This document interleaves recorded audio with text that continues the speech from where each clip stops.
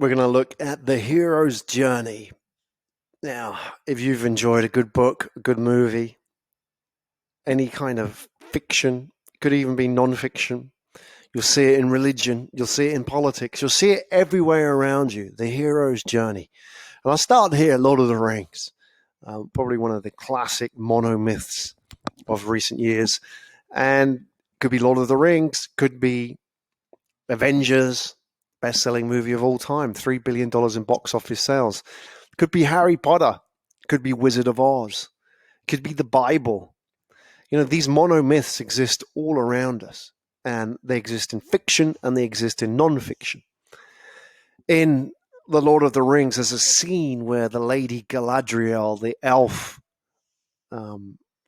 royalty, says to Frodo Baggins, the hero of our quest, that even the smallest person can change the course of history.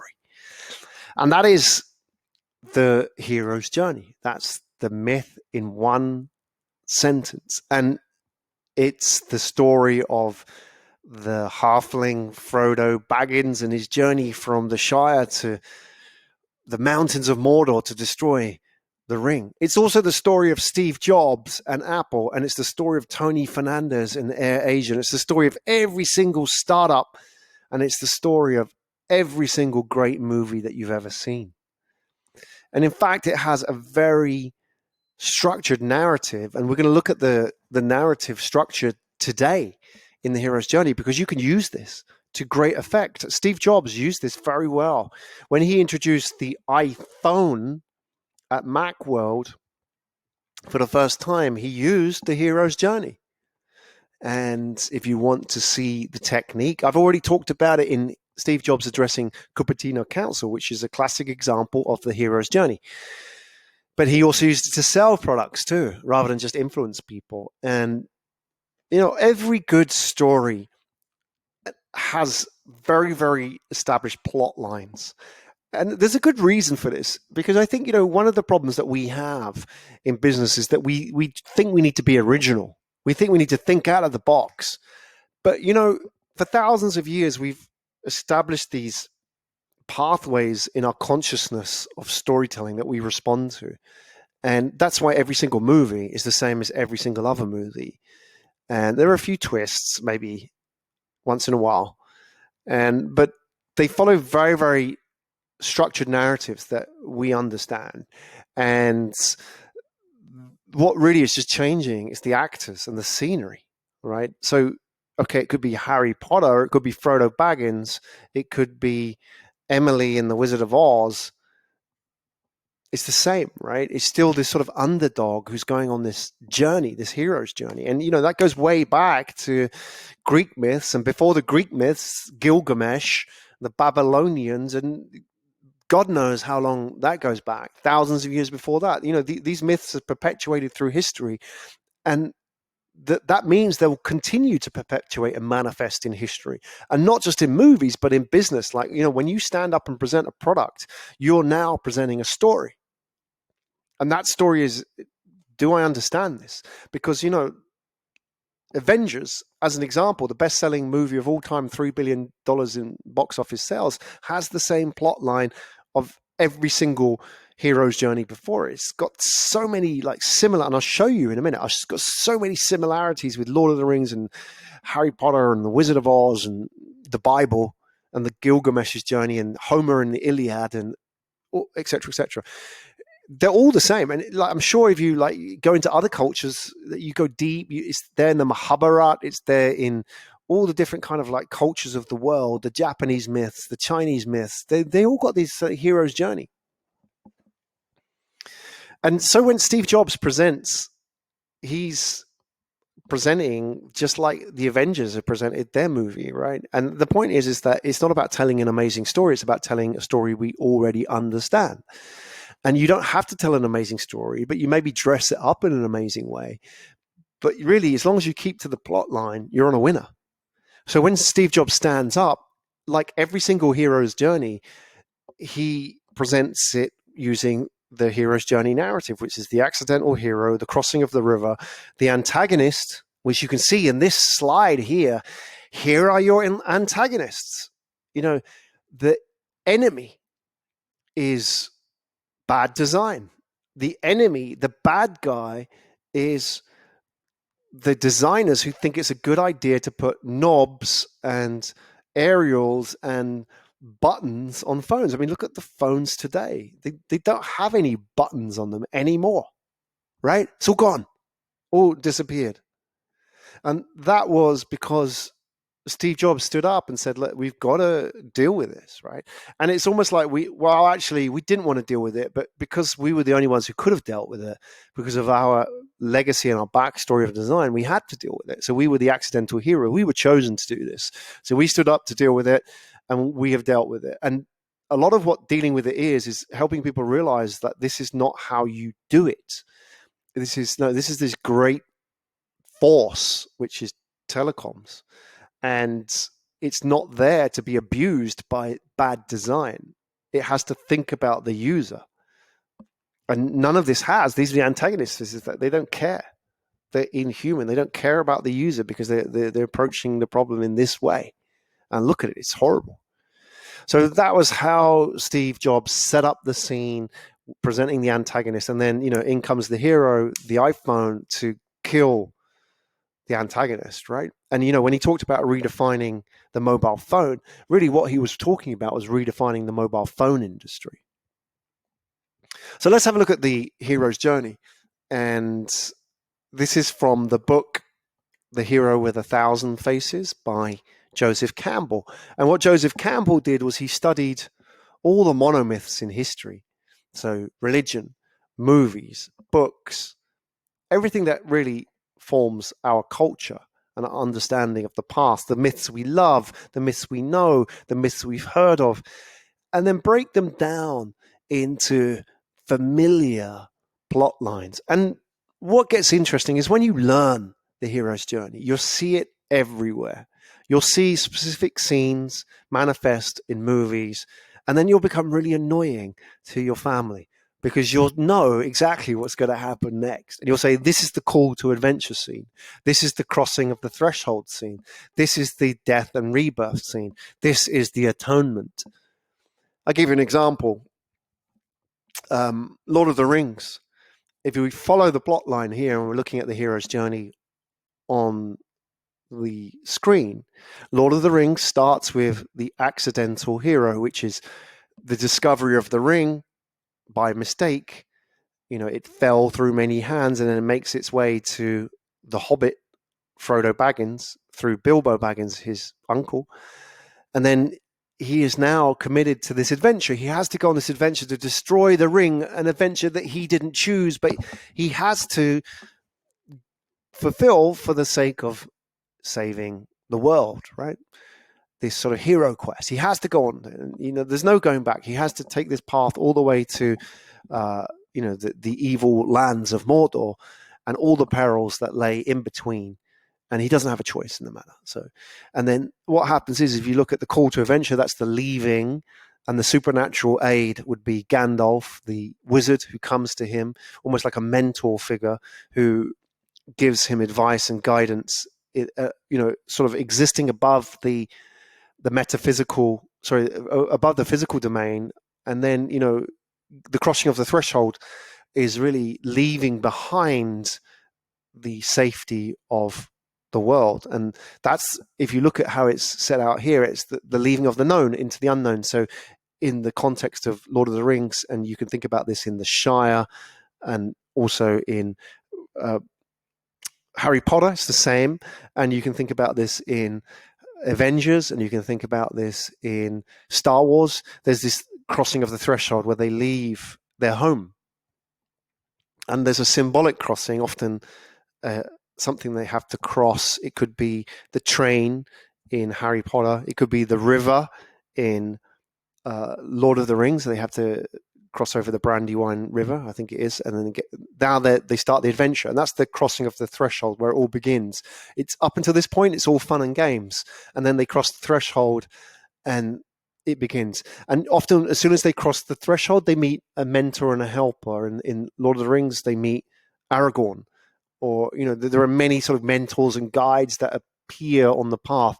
And now what happens is this journey of challenges and temptations, this sort of third scene where they are on the rocky road, and in the rocky road there's a band of adventurers. They form this band of adventurers who come together, and they are faced with all these different challenges, and challenges manifest in different guises. Often what challenges come as, and you can see this historically through narratives and through myths, that challenges tend to be people who come, and you could be like a beggar who appears on the path, and this beggar could be a thief, the beggar could be a god in disguise, and depending on how the hero reads the interaction will determine the outcome. And often what happens is it's not really just a physical challenge, it's an emotional challenge, because a lot of it is about trust and betrayal, and the hero is having to challenge their own understanding of truth, because maybe they distrusted this person because of the way they were, but actually they turned out to be a good guy. And maybe they trusted this guy because of the way they were, but actually they turned out to be a thief.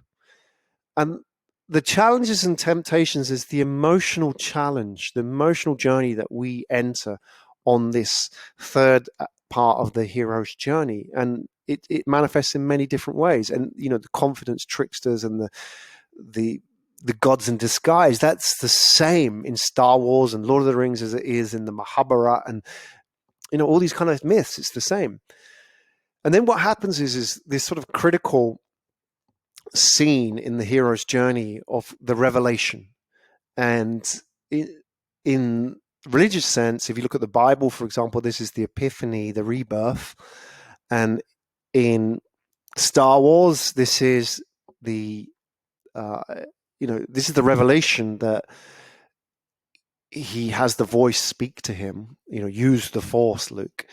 Or in Lord of the Rings, it's sort of, being beaten down, the betrayal, and then, having to pull himself up. And the speech, I think it's sort of roundabout the second book, towards the end of the second book, where Sam, his helper, gives him the speech about what is worth fighting for. When Frodo's thinking about giving up, and he says, "I'm too tired, Sam." And then Frodo says, but this is how stories have always been, that people always had the chance to go back and turn back on the path, but they chose to go on because they knew that what they were fighting for was worth fighting for. And that's the rebirth and revelation, is that they make the connection between the journey they're on and the truth they're fighting for. Because at the beginning, they're not fighting for that truth. At the beginning, they're just starting this journey because it needs to be done. And, this sort of combination of events, and we've got to finish this off, and it has to be done. But then this revelation is this bigger truth about the world and understanding of themselves, which is, I need to do this because of this bigger truth. And that's the rebirth and the transformation. In a religious sense, you can see that in like Easter, in Lord of the Rings, the rebirth, and the that sort of realignment. And in Star Wars, and I'm sure in Harry Potter, it's the same. This sort of whole idea of rebirth, going into the abyss and then coming back, whether it's physically going into the abyss and coming back, or emotionally going to the abyss and coming back. That then realization is transformation, and that's digital transformation for many businesses as well, is that sort of rebirth and realignment. This is the greater truth of what we're about. And then there are many steps in the hero's journey. The classic scene, and I think this is an interesting insight into the power of the hero's journey, is the atonement scene. Now, the atonement scene is really interesting because it's the making of peace. It's the making of peace between the hero and the antagonist, or some demon inside of them. And in Star Wars, the atonement scene is when Luke finally makes peace with Darth Vader. And it sort of happens in a couple of the movies, I seem to believe. There's the first time where he's saying to Darth Vader, who the bad guy, he finds out he's his dad, and then he says to him, "Together we can rule the galaxy." And he sort of cuts off Luke's hand, and Luke's like, "No!" And then he falls down the chute, and that's when he kind of is reborn in a way without this hand. And the atonement part there is like a mini atonement in that movie. It's like almost accepting that because they share the same flesh and blood, that Darth Vader, who is the embodiment of evil in a way, is in all of us, right? We all possess that evil. We all possess that ability because we are of the same flesh and blood. And that's the first atonement. And then there's a later atonement. I can't remember which movie it is, but where they fight. And I think actually, yeah, Luke's fighting the Emperor, who is actually the really, really bad guy. He's the bad guy's boss, right? And then, the Emperor's killing Luke, and then Darth Vader saves Luke. Darth Vader sort of steps in and then kills the Emperor. And that's the atonement both for Darth Vader and for Luke, because it's the making of peace, that actually he is evil, but deep down inside of Darth Vader, there is good. Like inside of Luke, there is the good guy, there is evil, and inside of the evil guy, there is good. That is hope for all, because when faced with the moment of truth, he saved his son. And atonement's an interesting word because it really means at one. It means to be at one, and in many of these hero myths, it's at one with a father figure, or an atonement with some force which is eating somebody up. In The Godfather, it's sort of the atonement with his father. And you can see these in these myths. It's the making of peace, because they've gone through the transformation, they've been beaten down, they realize their truth, and now they're ready to make peace. And when they make peace, then they are whole. They accept who they are. And that's the acceptance that I am part of the problem, and I am therefore at peace with the problem. And then that's the return. This is in the hero's journey, the return to normal, return to the known. In some of the movies, there's a magic flight. They get picked up by eagles or a carpet or a spaceship or transported somewhere. There's a magic flight home, and then it's return back to the beginning and peace. That's the hero's journey. And you think about that, this is a classic monomyth, and you can use parts of it. And Steve Jobs has leveraged this so many times in business, and you can use parts of this. I've seen this used. Tony Fernandez uses it pretty well when he talks about his hero's journey. He talks about being the underdog and buying AirAsia for $1. It's like less than $1. And then, being unprofitable and finding the big guy, and then, the call to adventure, which is obviously already happened, crossing the threshold, was buying AirAsia. The challenges of the temptations was they could have been bought, they could have partnered with the competitor, Malaysian Airlines. They could have done all kinds of different things. They could have got a bailout from the government, didn't do that, got all the helpers along the way, all the mentors that came into Tony's life. And then there's this abyss, which was the rebirth, which is the digital transformation of AirAsia, which is AirAsia 2.0, which is like almost like Jesus coming back at Easter, the second coming of AirAsia, which is we are being reborn. We are reborn not as the same form that we once were. So we don't come back as an airline. We're coming back as a digital travel company, AirAsia 2.0. That's the transformation. And a key part of that is the atonement, which is making peace with the competition, which is, okay, we accept that as this new AirAsia 2.0, we may even sell our competitor tickets. That's atonement, because there's a lot of nastiness in airline competition. But that atonement is making peace with their old rivals and saying, okay, in our new form, we accept that we are competitors, but we can be competitors in a positive, healthy way. And therefore we are at peace. And that is the return. That's the journey of AirAsia. That can be used for an airline. It can be used to sell insurance. It can be used for your startup. It can be used to sell gadgets. And it can be used to create blockbuster movies. What you've got to do is get good at identifying it. So what I want you to do is like start looking when you watch your next movie, read your next book, listen to your next presentation by somebody who's inspiring. Not just a boring manager's presentation, a proper storyteller.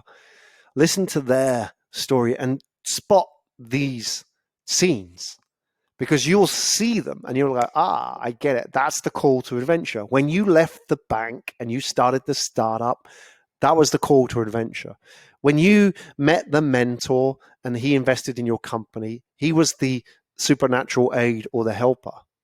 All those kind of stories you can now start analyzing, identifying. And once you start analyzing and identifying them, you can get good at piecing them together and using them for yourself. And this is, again, my point really is to all of this. It's not about being an amazing storyteller. It's about using plot lines that already exist. So start opening your eyes and ears to these plot lines and start picking them up. They are as relevant in blockbuster movies as they are in business. And you've just got to get good at identifying them and thinking about, how can I use this? And again, just keep practicing until it sticks. People get it. Yeah, that's good. That really worked. And now that's your first brick. That's your first chapter. And maybe you can try chapter 3 and then still work on chapter 2. And then you start putting all this story together. That's what Steve Jobs calls joining the dots.